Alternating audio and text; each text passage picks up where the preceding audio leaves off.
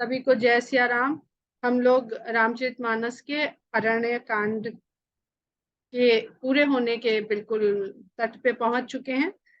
हम लोग दोहा संख्या 43 पर हैं, जहां पर पंपा सरोवर के निकट जब भगवान स्नान आदि करके प्रसन्न मुद्रा में वहां पर विराजमान है वृक्ष के नीचे, तो नारद मुनि आते हैं और नारद मुनि से भगवान का वार्तालाप चल रहा है। उसी संदर्भ में दोहा आया है कि काम क्रोध लोभादि मद प्रबल मोह कै धारी, तिन्ह मह अति दारुण दुखद माया रूपी नारी। 4 चौपाइयां पहले की सिर्फ पढ़ देते हैं। प्रौढ़ भय तेहि सुत पर माता, प्रीति करई नहीं पाछिल बाता। मोरे प्रौढ़ तनय सम ज्ञानी, बालक सुत सम दास अमानी। जनहि मोर बल निज बल ताही, तुह कह काम क्रोध रिपु आही। जो मेरे बालक के समान भक्त है, तो अपने आप को भोली बुद्धि वाला, पूरी तरह से समर्पित, कि जो होए राम जाने, हम तो कुछ जानते ही नहीं है। वो उनका और मेरा संबंध ऐसे होता है जैसे अबोध बालक और माता का। और जो ज्ञानी है, जो तत्व के ज्ञाता हैं, विज्ञान को जान चुके हैं और उस मार्ग से मुझे समझ रहे हैं, मुझे जान रहे हैं, मुझसे जुड़ रहे हैं, वो मेरे लिए वैसे बालक के समान है जो अब प्रौढ़ हो चुका है। बालिग नहीं, प्रौढ़ हो चुका है, पक चुका है, जिसका ज्ञान और विश्वास। पर दोनों ही जो है, जन ही मोर बल निज बल ताही, वो किस बल को जानते हैं? जो बालक रूपी है वो मेरे बल को बल मानता है, और जो ज्ञानी है वो अपने बल को अपना बल मानता है। लेकिन दोनों के ही जो शत्रु हैं इस संसार में, क्योंकि संसार में ही हैं वो दोनों भक्त मेरे, तो यहाँ पर जो दोनों के शत्रु हैं वो है काम और क्रोध ही, इच्छा और क्रोध।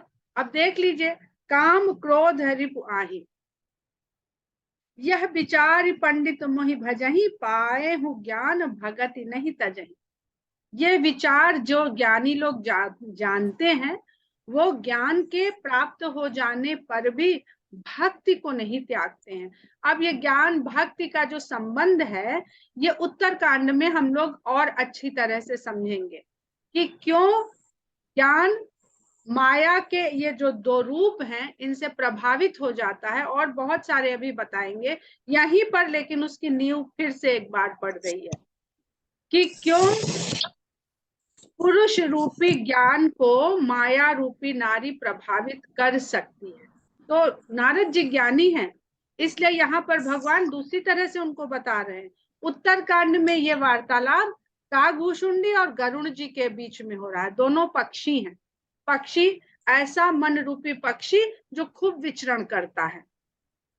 गरुड़ का क्या स्वभाव होता है? जहां तक चाहे वहां तक उड़ के जा सकता है।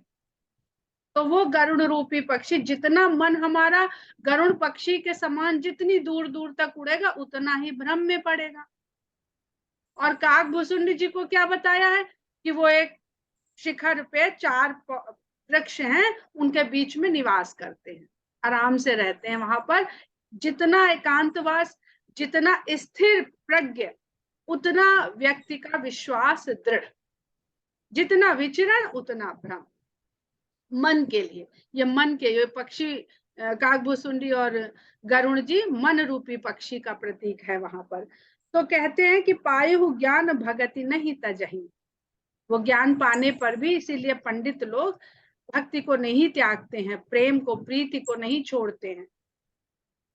काम क्रोध लोभादि मद प्रबल मोह कै धार। अब ये संसार चलता है मोह के साधन से। मोह का साधन ना हो तो ये संसार चले नहीं। एक चिड़िया को भी अपने अंडे से निकला हुआ जो होता है ना, क्या कहते हैं उसे, लोंदा, उससे ऐसा मोह होता है। लोंदा कहते हैं हम लोग क्या उसे, चूजा तो मुर्गी के बच्चे को कहते हैं, पर जो चिड़िया का बच्चा उड़ नहीं पाता है, उससे ऐसा मोह होता है कि कैसे पालती है। अगर नहीं मोह हो तो वो नहीं पाल पाएगी। इसी को ममत्व और ममता कहते हैं। तो कहते हैं मोह रूपी जो तलवार की धार है, प्रबल तलवार की जो तेज धार है वो यही काम क्रोध लोभ और मद है।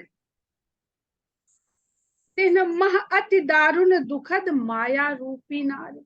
और देखिए 4 बता दिए उन्होंने पुरुष, काम क्रोध लोभ मद, 4 पुरुष बता दिए।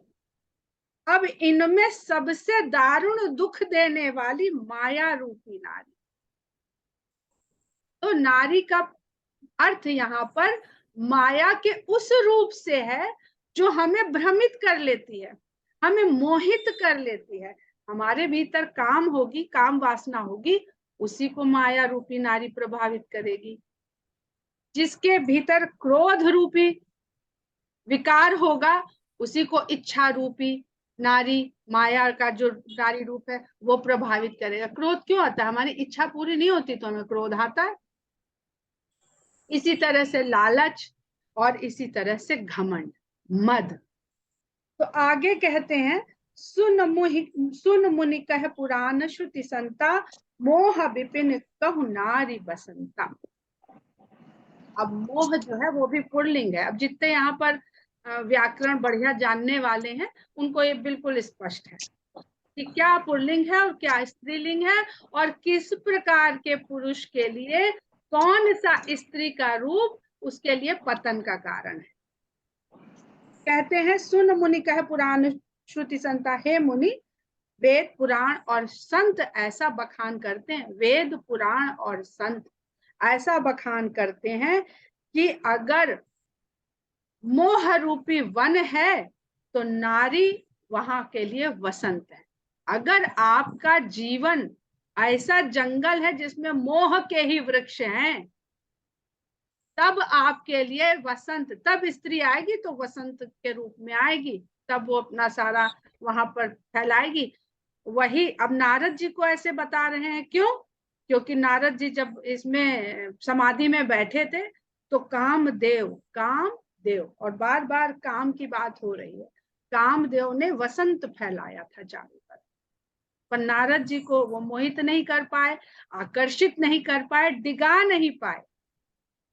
क्यों? क्योंकि वो मोह रूपी विपिन में नहीं बैठे थे, वो राम का ध्यान आ गया था। प्रकृति के सानिध्य में आए तो उनको, उनके ध्यान में भगवान आ गए, और भगवान का ध्यान आते ही जो नारद सदा, नारद को शाप है ना, एक जगह नहीं टिकेंगे। तो जो मन, नारद भी मन का प्रतीक है, जो मन एक जगह टिकता नहीं है, वो भगवान का ध्यान अगर आ जाता है तो फिर डिगता नहीं है, स्थिर हो जाता है। बहुत सुंदर प्रसंग है जो बालकांड का नारद का प्रसंग है, उसकी यहाँ पर जैसे पूर्ण परिणति हो रही है अरण्य कांड में, अरण्य कांड में हो रही है, क्योंकि अरण्य कांड में सारा जो खेल बना है वो स्त्री से बना है, नारी से बना है। तो यहीं पर क्लियर हो जाना चाहिए कि ये स्त्री, ये नारी है क्या, किसके लिए क्या है।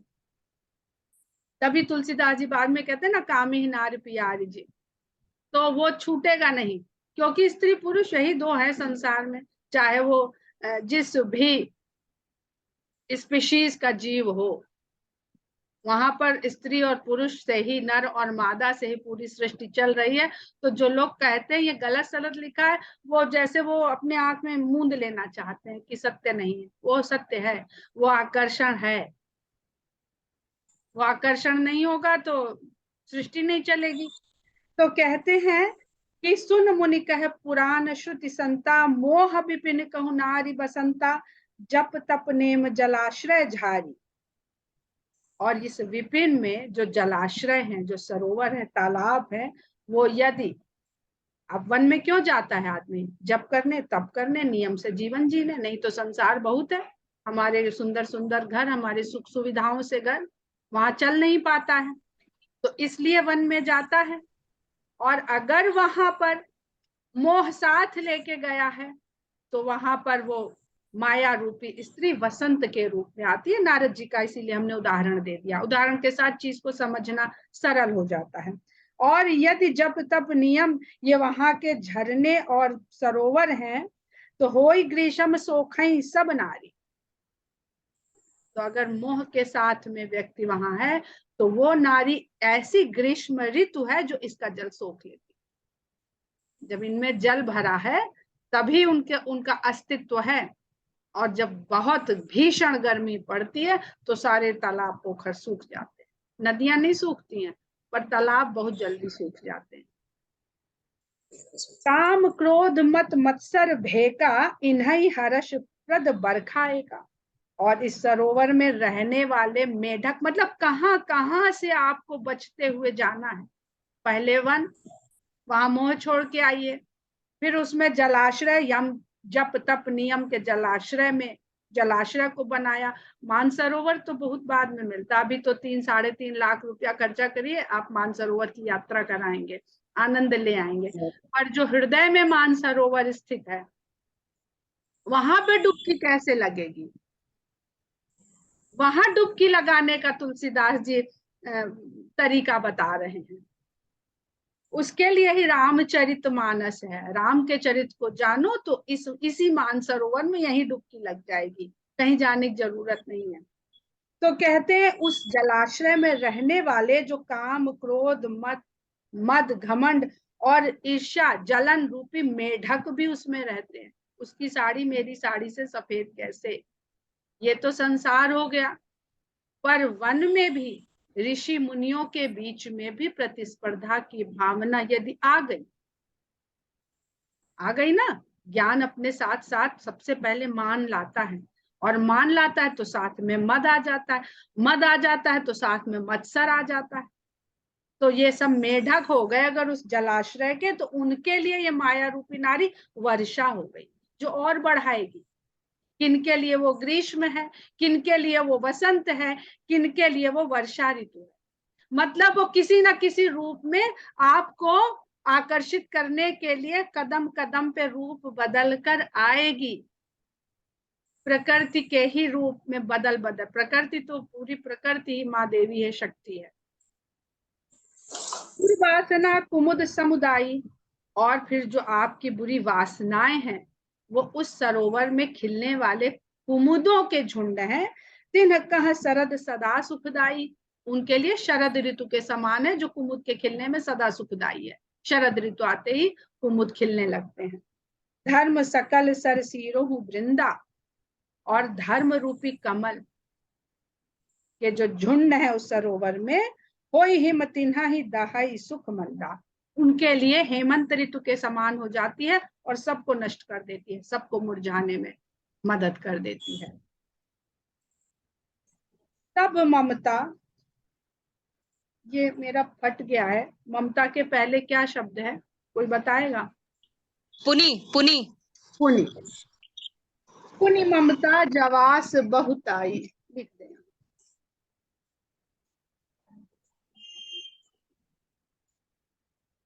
पुनि ममता जवास बहुताई, पलु ही नारी शिशिर ऋतु पाई। और जो पनपने लगते हैं बरसात में, फिर अपने आप उगने लगते हैं, जवास इत्यादि, वो इस शिशिर ऋतु को पा करके और फलने फूलने लगते हैं तेजी से। वो क्या है? ममता। हर चीज से ममता हो गई। ये विपिन मेरा है, ये जलाश्रय मेरा है, इसमें जो जीव जंतु रहते हैं वो मेरे हैं, ये कमल रूपी धर्म जो मैंने धारण किया ये मेरा है, ये श्रेष्ठ धर्म है, इससे बढ़ के धर्म नहीं है। ये सब ममता है, मोह के रूप है, अहंकार के रूप है। उनके लिए ये शिशिर ऋतु के समान है, जो और बढ़ाने में मदद करती है। पाप उलूक निकर सुखकारी, और फिर जब ये दुर्वासनाएं आ गई तो निश्चय ही आपसे कुछ ना कुछ पाप कर्म होएगा, वो होएगा, बच नहीं सकते हैं। जड़ कहाँ है, कहाँ से जड़ लगी है, तब जाके पाप रूपी कर्म होता है, और उसका भोग रूपी फल हमको चखना पड़ता है, हमें खाना पड़ता है। तो पाप उलूक निकर सुखकारी, नार निबिड़ रजनी अंधियारी। फिर पाप रूपी उल्लू वहां पर बसने लगते हैं, जिनको अंधकार में ही सुख मिलता है। अब अंधकार क्या हो गया? अज्ञान हो गया। जो ज्ञान का मार्ग खोजने वन में आए थे, वो किस प्रकार के पुरुषों के चपेटे में आया और स्त्री ने उसको फंसाया और वो नारी रिबिड़ रजनी अधिकारी, अंधकार के उसमें जाके डूब गया, उल्लू हो गया और अंधकार प्रिय लगने लगा। जो उसका विनाश के लिए सब कुछ है वो उसमें उसको सुख आने लगा। यही बढ़िया है। बुद्धि बलशील सत्य सब मीना, बनसी समत्रिय कहीं प्रवीणा। अब जलाशय है तो कहीं ना कहीं मछली तो उसमें है। वो कौन मछलियां हैं? बुद्धि, बुद्धि का बल, शील, सत्य, ये विभिन्न प्रकार की मछलियां हैं और इनको फंसाने के लिए जो स्त्री है वो बंसी के समान है। चतुर पुरुष ऐसा कहते हैं, प्रवीण लोग ऐसा कहते हैं। अब मछलियों में हम देखें तो इसमें पुरुष और स्त्री दोनों कह रहे हैं तुलसीदास जी, क्योंकि उसमें समावेश तुरंत बुद्धि का हो गया।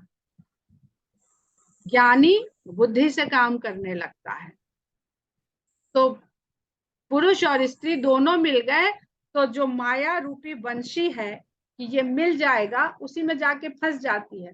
तो ऐसे ही फिर चाहे स्त्री हो चाहे पुरुष हो चाहे जिस तरह की भावना हो, वो उसके चंगुल में फंस जाती है और अपने अंत को प्राप्त होती है।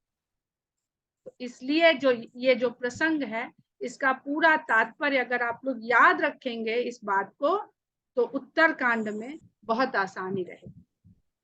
अवगुण मूल सूल प्रद प्रमदा सब दुख खानी, ताते कीन्ह निवारण मुनि मैं यह जिय जान। कहते हैं ये सभी अवगुण जो प्रमदा सब दुख खान, युवती स्त्री इन सब दुखों की खान है और अवगुण जो है वो कष्ट देने वाले सूल के समान इनके जड़ हैं। यानी अगर व्यक्ति के भीतर ये दोष नहीं होंगे तो उसको चाहे माया रूपी स्त्री हो और चाहे साक्षात युवती स्त्री हो जो प्रमदा जिसके लिए कह रहे हैं, जो सौंदर्यवती बुद्धिमती सब तरह से श्रेष्ठ होती है, वह भी उसको फिर कुछ बिगाड़ नहीं सकती है। तो स्त्री को विकार मानने से पहले जीव को अपने मन को विकारहीन करना पड़ेगा। ताते कीन्ह निवारण, कहते हे मुनि मैंने हृदय में ऐसा विचार करके आपके जो डिमांड थी, जो कामना थी, उसको निवारण किया था, उसको दूर किया था। क्योंकि नारद जी ने पूछा था ना कि क्यों, एक विवाह करने की तो इच्छा करी थी, आपने क्यों नहीं करने दिया। तो यहाँ पर ध्यान दीजिए कि नारद की इच्छा विवाह करने की क्यों थी? काम जनित, काम जनित इच्छा थी। परमार्थ के लिए विवाह नहीं करने जा रहे थे कि हमारी संतान होगी और विश्व का कल्याण करेगी, नहीं, इससे विवाह करेंगे तो हम त्रैलोक के स्वामी कहलाएंगे। स्व से जुड़ा हुआ विवाह विनाशकारी होता है, संसार के लिए किया गया विवाह कल्याणकारी होता है। इसलिए हमारे यहाँ वैदिक विवाह पद्धति में शिव और पार्वती को आदर्श दूल्हा और दुल्हन के रूप में लेकर के वैदिक रीतियां संपन्न कराई जाती हैं। कोई सुनता नहीं है, समझता नहीं है, जानता नहीं है, बताता नहीं है, तो ये सब चीजें संस्कार से और चरित्र से गायब हो गई हैं। सुनि रघुपत के वचन सुहाए, मुनि तन पुलक नयन भरी आए। रामचंद्र जी के ऐसे सुंदर वचन सुन करके नारद जी का तन पुलकित हो गया और नेत्रों में जल भराया। कहु कवन प्रभु के असिरीति, सेवक पर ममता अरु प्रीति। अब ये भगवान कह रहे हैं कि कहु कवन प्रभु के असिरीति, मन ही मन में कहते हैं कि भगवान की रीत कैसी बढ़िया है कि उनका सेवक पर ममता और प्रीति है। अब यहाँ ममता और प्रीति दोनों, अभी ममत्व की बुराई हो रही थी और अब ममता का नारद जी किस प्रकार से बखान कर रहे हैं भगवान की ममता का। अब यहाँ पर इसको समझने की आवश्यकता है कि एक तरफ ममता हमारे लिए विनाशकारी है और भगवान की ममता क्यों कल्याणकारी है, क्योंकि वो अकारण, अहेतुक कृपा जिसे कहते हैं, उसके पीछे कोई कारण नहीं। तो जो भी प्रेम, जो भी रिश्ता, जो भी ममत्व अकारण होगा वो सबके लिए कल्याणकारी होगा। उसके पीछे हमारी क्या मनोदशा चल रही है वो महत्वपूर्ण होती है। जे न भजयस प्रभु भ्रम त्यागी, ज्ञान रंक नर मंद अभागी। नारद जी सोचते हैं कि जो लोग भ्रम को त्याग करके ऐसे भगवान का भजन नहीं करते हैं वो ज्ञान रंक, ज्ञान से रंक है, कंगाल है और मंद बुद्धि हैं और अभागे हैं। पुनि सादर बोले मुनि नारद, सुनहु राम विज्ञान विसारद। रामचंद्र जी से नारद जी आदर सहित कहते हैं, अब क्योंकि उनको ऐसे तत्व का ज्ञान दे रहे हैं भगवान स्वयं, तो विज्ञान विशारद कह के राम को संबोधित करते हुए नारद जी कहते हैं, संतन के लक्षण रघुवीरा, कहु नाथ भव भंजन बीरा। नारद मुनि जैसे, मुनि भगवान से कह रहे हैं क्योंकि भगवान ने कहा ना कि ये सब सुन मुनि कह पुराण श्रुति संता, तो वेद पुराण तो लिखे हुए हैं, वो तो पहचान लेंगे। ये वेद है, ये पुराण हमें बताएगा कौन? ये संत बताएंगे। तो कहते हैं कि संतन के लक्षण, हे राम मुझे कहिए, कहु नाथ भंजन भव भंजन भीरा। इस संसार के सभी कष्टों से निवारण करने वाले राम, संतों के क्या लक्षण है आप मुझे कहिए। निर्मला जी आपका बराबर खुला हुआ है, मैं म्यूट कर रही हूँ, अब आप उसको टच मत करिएगा।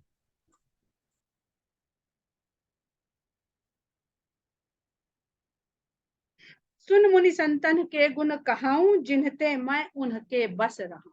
अभी अभी लक्ष्मण जी ने यही बात पूछी, जो राम के इतने निकट है, जो राम का सदा ध्यान करते हैं, वो भी बार बार राम से पूछ लेते हैं, जानना चाहते हैं कि भाई संत किसे कहते हैं, सज्जन किसे कहते हैं, साधु किसे कहते हैं, हमें बताइए, ताकि हमको वो पहचान करने में जीवन में सरलता बनी रहे।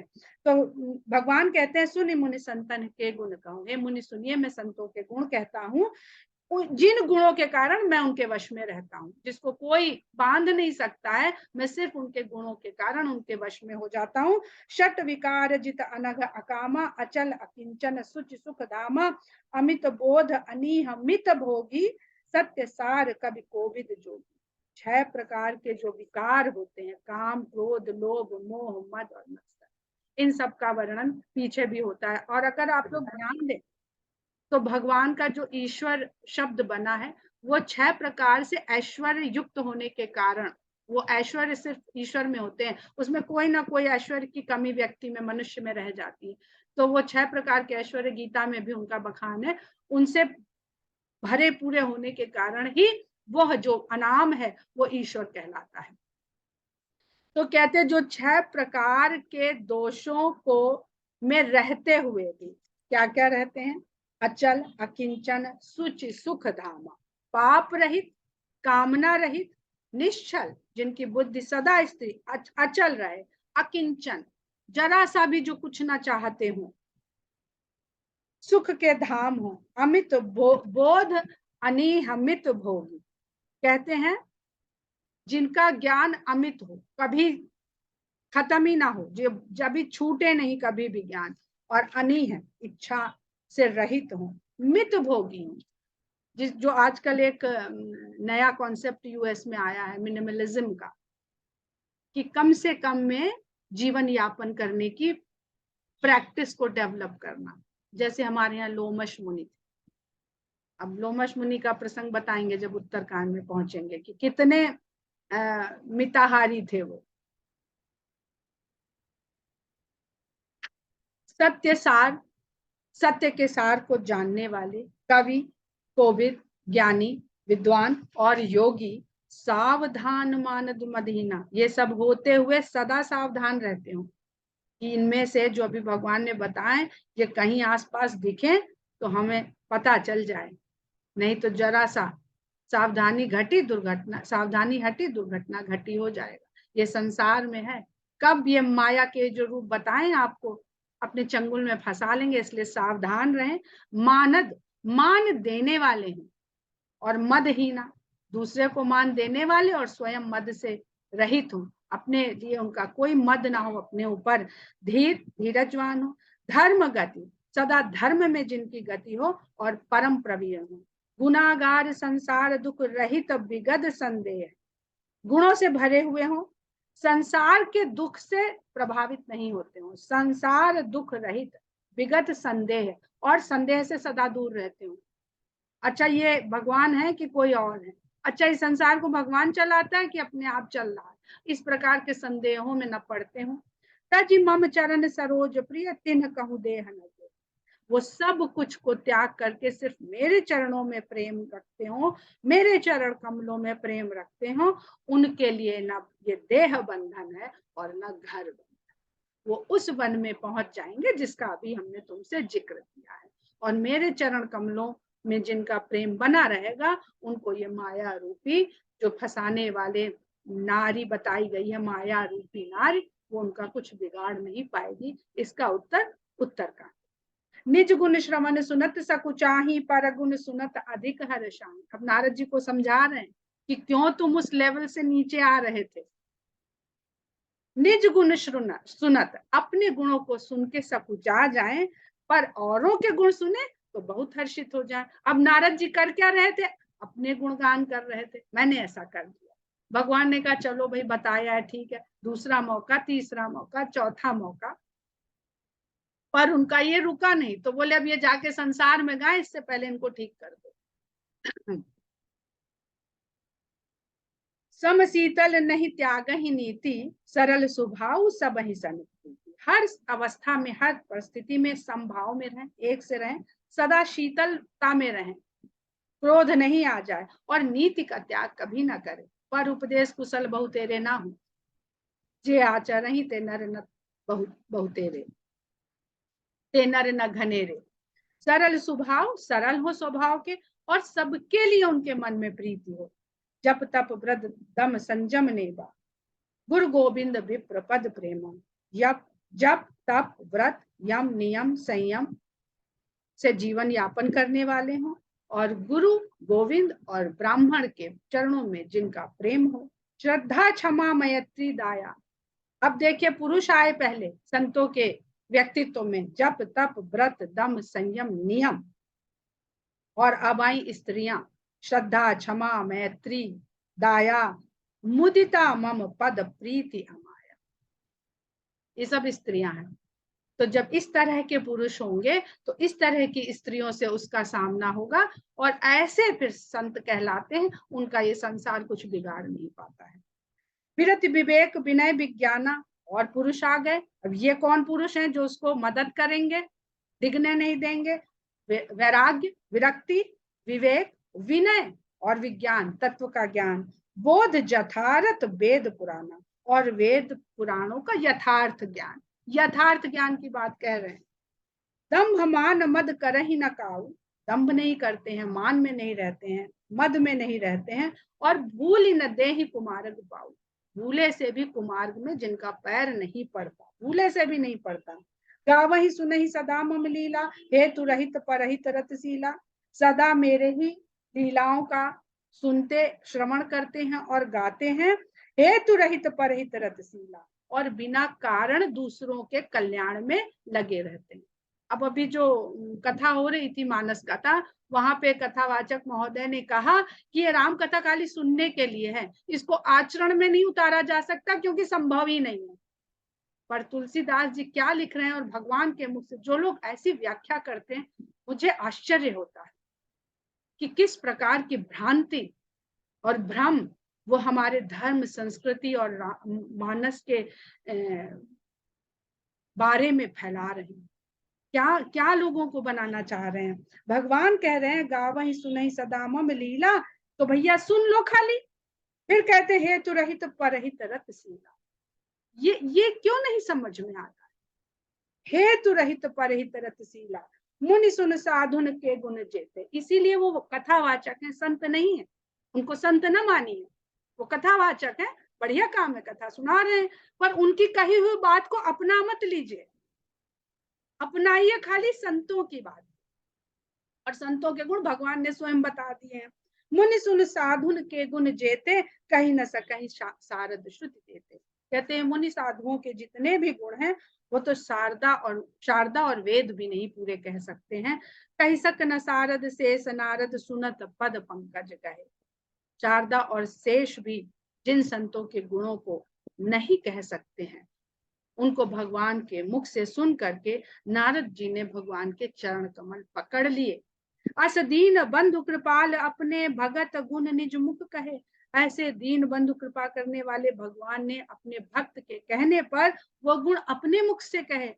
सिर नाई बारहि बार चरणन ब्रह्मपुर नारद गए। ऐसे भगवान को शीश नवा के, बारंबार शीश नवा करके नारद जी ब्रह्मपुर में गए। अर्थात वो उस अवस्था में चले गए जहां पर उनको ब्रह्म का पूरा बोध। वो जहां भी रहे वो उस ब्रह्म के साथ सदा कनेक्टेड रहते हैं, सदा जुड़े रहते हैं। ते धन्य तुलसीदास आस बिहाई जे हरि रंग रहे। तुलसीदास जी यहाँ पर कहते हैं कि वे लोग धन्य हैं जो सब तरह की आशा को त्याग करके केवल भगवान के रंग में रंग जाते। राम नारी जसु पावन गावही सुनहि जे लोग, राम भगत दृढ़ पावही बिनु विराग जप जोग। अब ये अरण्य कांड है, यहाँ पर मनुष्य आता है जब तब तपस्या करने के लिए, जप करने के लिए, यज्ञ करने के लिए, कुछ प्राप्त करने के लिए, सिद्धि प्राप्त करने के लिए। तो कहते हैं तुलसीदास जी कि रावण के शत्रु श्री राम का ये पवित्र यश जो लोग गाएंगे और सुनेंगे, वो बिना वैराग्य और जप तप योग के राम के ऊपर दृढ़ भक्ति प्राप्त करें।